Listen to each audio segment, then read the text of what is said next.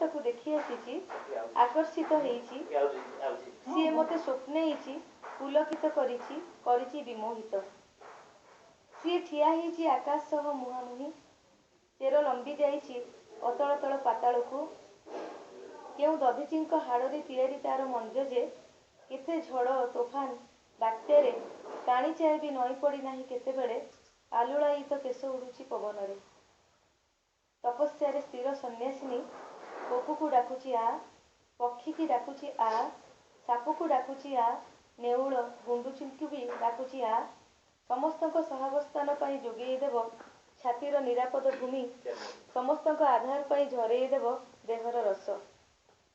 ମଥା ଉପରର ଅସଂଖ୍ୟ ତାରାଙ୍କ ସହ ତାର କଥାବାର୍ତ୍ତା, ଶିର୍ ଶିର୍ ପବନ ସହ ତାର ଭାବଦୋସ୍ତି। ମଥା ଉପରର ଅସଂଖ୍ୟ ତାରାଙ୍କ ସହ ତାର କଥାବାର୍ତ୍ତା, ଶିର୍ ଶିର୍ ପବନ ସହ ତାର ଭାବଦୋସ୍ତି। ସେ ଗାଏ ବିଜନ ସୁଖର ସଙ୍ଗୀତ, ତାର କିଛି ଯାଏ ଆସେନା ତା ପାଇଁ କେଉଁଠି ଲଢ଼େଇ ହେଲା, କେତେଟା ମୁଣ୍ଡ ଗଡ଼ିଲା, କିଏ ସେ ମାତାଲ ହେଲା, କାହାର ଘର ଭାଙ୍ଗିଲା। ଅଳ୍ପ ଅଳ୍ପ ମରଣରେ ସେ ପ୍ରତିଦିନ ମରେ, ପ୍ରତିଦିନ କଟା ହୁଏ ତା ଦେହରୁ କିଛି। ସେଇଠୁ ଝରେ ରସ, ଅମୃତ, ଜୀବନ, ସ୍ୱପ୍ନ, ସଞ୍ଜୀବନୀ।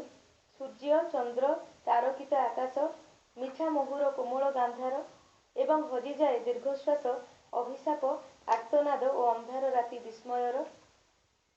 ଆଜି କେଉଁ ଡାଳ କଟାଯାଇ ବନ୍ଧା ହୁଏ ଠେକି, ତ କାଲି ଆଉ ଏକ ଡାଳ। ଆଜି କେଉଁ ଡାଳ କଟାଯାଇ ବନ୍ଧା ହୁଏ ଠେକି, ତ କାଲି ଆଉ ଏକ ଡାଳ। ଯୋଗ ସାଧୁଥାଏ ନିର୍ଲିପ୍ତ ଯୋଗିନୀ, ଧୀରେ ଧୀରେ ରସ ଶୁଖେ, ମହୁ ଶୁଖେ, ଦେହ ଶୁଖେ, ଶୁଖିଯାଏ ଡାଳପତ୍ର, ଶୁଖିଯାଏ ମନ୍ତ୍ରମୟ ସ୍ୱପ୍ନର ଝର। କଟି କଟି ସରିଯାଇଥିବା, ମରି ମରି ବଞ୍ଚିଯାଇଥିବା ନିର୍ଜନ ଥୁଣ୍ଟା ଗଛର ଶୁଖିଲା ଡାଳରେ ପକ୍ଷୀଟିଏ ବସି ରହିଥାଏ ରିକ୍ତ ବିମର୍ଷ ମୁଦ୍ରାରେ।